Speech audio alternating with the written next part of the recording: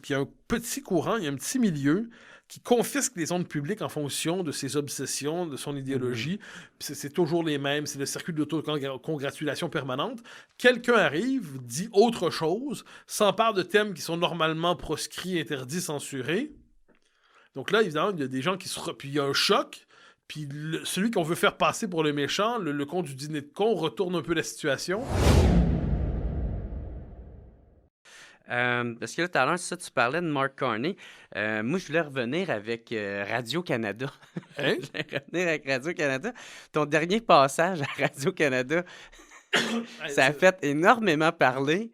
Puis, pas juste à travers ceux qui aiment la politique ou qui aiment suivre ça ou qui suivent ça un peu en surface, même du monde qui suit pas ça. Ça a tellement fait parler aussi sur les réseaux sociaux. C'est devenu l'actualité de la semaine. Même à l'autre bord de l'océan, là, parce que j'ai vu des commentateurs en France parler de ça. Ben, regarde. Moi, j'allais là, c'est en novembre 2025, pour parler de mon livre. On m'invite, tout le monde en parle, j'en suis flatté. J'ai de l'estime pour Guy Lepage. Je toujours dit, moi, je me rappelle non seulement de l'homme de RBO, je pense que c'est un homme de qualité. Franchement, je pense qu'on n'est pas d'accord sur grand-chose, mais j'ai de l'estime pour lui, puis c'est un privilège d'aller sur sa tribune. Très bien. J'y arrive, je comprends par ailleurs que je ne suis pas un invité comme un autre, c'est-à-dire non pas parce que je m'estime particulièrement, mais je sais que je ne suis pas dans le cadre moral de tout le monde en parle.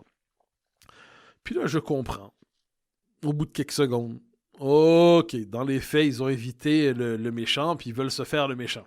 Bon, j'accepte les règles. J'ai à côté de moi un bonhomme qui a déjà dit qu'il voulait me lancer une hache parce qu'il trouverait ça drôle. Ouais. Bon, puis on parle de discours haineux.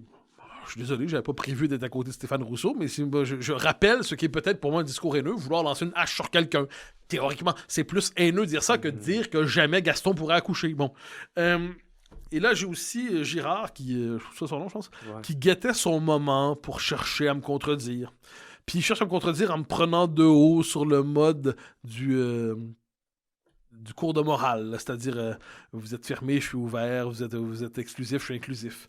J'y rappelle des évidences historiques qui lui manquent. Bon.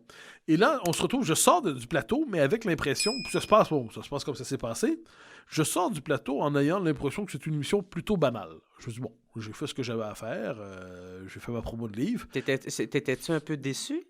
Non, dans le sens, genre, t'aurais aimé ça plus parler du livre que... Je comprends que ça sera pas le cas, donc j'accepte les règles. Je sais où je vais. Okay. Mais je termine l'émission en disant, bon, il n'y aura pas trop d'écho. Franchement, ça ira pas très loin cette année. Puis là, j'arrive chez moi, je regarde les réseaux, puis le lendemain matin, là, ça te fait une vague. Ça devient le sujet de conversation de la semaine au Québec. Dans 2 ou 3 restos où je vais, je suis de passage à Montréal à ce moment-là, évidemment, les gens, bravo, des applaudissements dans un endroit. Ouais, hein? Je vais au Salon du Livre, j'arrive à l'avance, on m'appelle en me disant, Mathieu, il y a déjà des centaines de personnes qui attendent, peux-tu venir signer? OK, donc là, ça devient un événement politique en quelque sorte. Donc, je l'accepte. Ça m'était déjà arrivé quelque chose de semblable en 2020, quand j'étais passé. Tout le monde en parle aussi. Au moment de la séquence du racisme systémique avec Daddy Turcotte. Bon, okay. Encore. Donc, mais je me sens un peu comme Forrest Gump. Je suis retourné, à tout le monde en parle encore. J'ai vu le président des États-Unis encore. Donc, cette fois-là, ça devient un événement politique. Ça devient l'événement de la semaine au Québec. Ensuite, les gens passent à autre chose. Mais ça laissait une empreinte. Et chez des gens qui ne s'intéressent pas à ces questions-là normalement, qui ne sont pas passionnés par ces questions-là normalement, mais qui avaient une forme d'exaspération devant le discours public officiel en toutes circonstances. Donc, c'est l'interprétation que j'en ai. Mais moi, théoriquement, j'allais là pour parler de mon livre. Et puis, si on m'avait laissé parler tranquillement de mon livre, il n'y aurait pas eu de choc. Mais bon, ils ont voulu... on s'est retrouvés dans une séquence de Bud Spencer où j'étais Bud Spencer, où j'avais devant moi des gens qui cherchaient à jouer au BAF. Bon, on a joué au BAF. Ben, c'est parce qu'il y a aussi en même temps l'impression que ça... En tout cas, que moi, j'ai tout ça, la lecture, j'en fais, c'est qu'il y en a beaucoup aussi qui sont... Ben, sont pas mal déçus de Guillaume Lepage, tu sais, de la tournure que ça prend, puis des fois, c'est un entre-nous, là, tu sais, qui se parlent entre eux, puis là, il y avait quelqu'un qui se sont sentis, exprimer à travers toi. Alors, moi, je pense que ça va au-delà de Guillaume. Je pense que c'est l'expression de l'entre-soi médiatique radio-canadien. Ça exaspère. Donc, la petite clique, puis qui rit entre eux de leur joke pas drôle, bon, c'est... Mais je mets presque Guillaume de côté là-dedans, parce que la carrière du type est quand même une carrière assez exceptionnelle.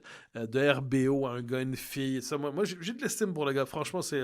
Mais, oui, il y a une idéologie chez lui, puis il y a un petit courant, il y a un petit milieu qui confisque les ondes publiques en fonction de ses obsessions, de son idéologie. Puis c'est toujours les mêmes, c'est le circuit d'autocongratulation permanente. Quelqu'un arrive, dit autre chose, s'empare de thèmes qui sont normalement proscrits, interdits, censurés. Donc là, évidemment, il y a des gens qui se... Puis il y a un choc, puis celui qu'on veut faire passer pour le méchant, le con du dîner de con, retourne un peu la situation. Donc là, il y a un moment d'adhésion et presque de sentiment de revanche, probablement, chez certains qui s'exprimaient à travers ça. Mais ensuite, moi, je fais mon job. Si on m'invite, je réponds. Je réponds aux questions qu'on me pose. Mais puis je constate, par ailleurs, qu'il pourrait quelquefois, le camp d'en face, travailler mieux. Je veux dire, comment il s'appelle, Girard, me pose sa question, c'est tellement nul. Je n'ai rien contre lui, ça doit être quelqu'un de bien, là, mais il est suffisant, condescendant. Puis là, ensuite, quand il me défie, je lui pose une question. Je lui dis, qu'est-ce que vous voulez dire par là, sur la question de René Lévesque identitaire? Il ne sait pas en tout ce qu'il dit, il est désorienté. Donc, à un moment donné, il y a un prix à payer aussi envoyer dans l'espace public des gens qui n'ont comme seule arme rhétorique que les slogans pris la veille. Qu'est-ce que tu reproches à Radio-Canada? Parce que souvent, tu t'en prends à eux autres. D'abord et avant tout, d'être l'appareil médiatico-idéologique dominant du régime canadien. D'abord, ça sert à faire la promotion active du fédéralisme canadien, à conditionner l'esprit public dans une forme, à la grandeur du Canada, une logique de progressisme obligatoire. Puis dans le cas québécois, ça sert à domestiquer comme jamais les Québécois. Ça fabrique quelquefois des polémiques absurdes. Quand PSPP a été à Rebel News, enfin surtout devant Alexa Lavoie, je pense son nom. Ouais. Et là, Radio-Canada, on avait l'impression d'être devant le clergé qui s'indignait parce qu'un homme politique avait été poigné aux danseuses. Non, il a juste été parlé à d'autres que vous. Vous n'avez pas le monopole de la parole publique légitime. Puis il se trouve que quand il va parler là-bas, il y a 1 heure devant lui ou 1h15, plutôt que genre 2 minutes avoir une clip découpée qui ensuite offerte à des commentateurs qui font dire au gars le contraire de ce qu'il a dit. Ça commence à être fatigant, ça. Puis il passe son temps à se faire couper la parole. Oui, puis avec quelquefois des controverses débiles. Donc franchement, ça c'est insupportable.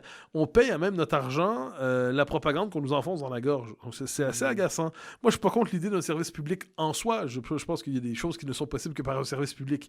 Mais RADCAM est une structure d'endoctrinement. Puis ensuite, il y a plein de bons journalistes à RADCAM. Il y a plein de gens qui ont du vrai talent. Thomas Gerbet, bien sûr. Puis Sébastien Bovet. C'est des gens pour qui j'ai de l'estime vraiment.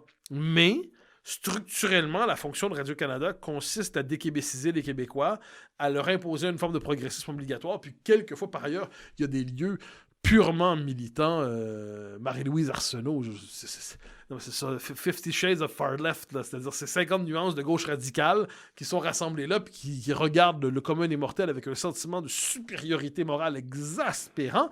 Puis quand ils ont reçu mon jeune ami Étienne Alexandre Beauregard, qui a fait un livre remarquable, Anti-civilisation, puis il est reçu, ils ont l'impression d'être devant un martien, parce que c'est un jeune qui dit pas exactement ce que devrait dire un jeune dans leur théorie. Puis là, ils sont désorientés. Qu'est-ce qu'on dit devant ça?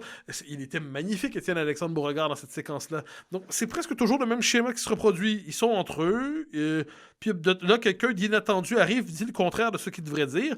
Puis là, il y a erreur 404, il y a un bug, puis on a un bug en direct. Bon, ben ça, il arrive qu'on participe au bug. Tu avais fait une entrevue, je pense que c'était à partir de Paris, avec Patrice Roy. Ouais, quelques jours avant, mais diffusé 3 semaines plus tard. Puis ça aussi, ça a fait énormément jaser. J'ai bien vu. Alors, encore une fois. What's up tout le monde? Ici Jer Alain pour vous dire un gros merci d'écouter et de suivre le What's Up Podcast. Vous pouvez m'aider en devenant membre Patreon. Il y a plein de sortes de forfaits. Il y en a à 3, il y en a à 4, d'autres à 15, puis d'autres à 25. En plus de m'aider financièrement, vous allez pouvoir voir les épisodes d'avance et pas besoin d'attendre qu'ils sortent en ordre chronologique. Devenez membre au patreon.com/whatsuppodcast. Sinon, gros merci tout le monde de me suivre, c'est super apprécié. Passez une excellente journée.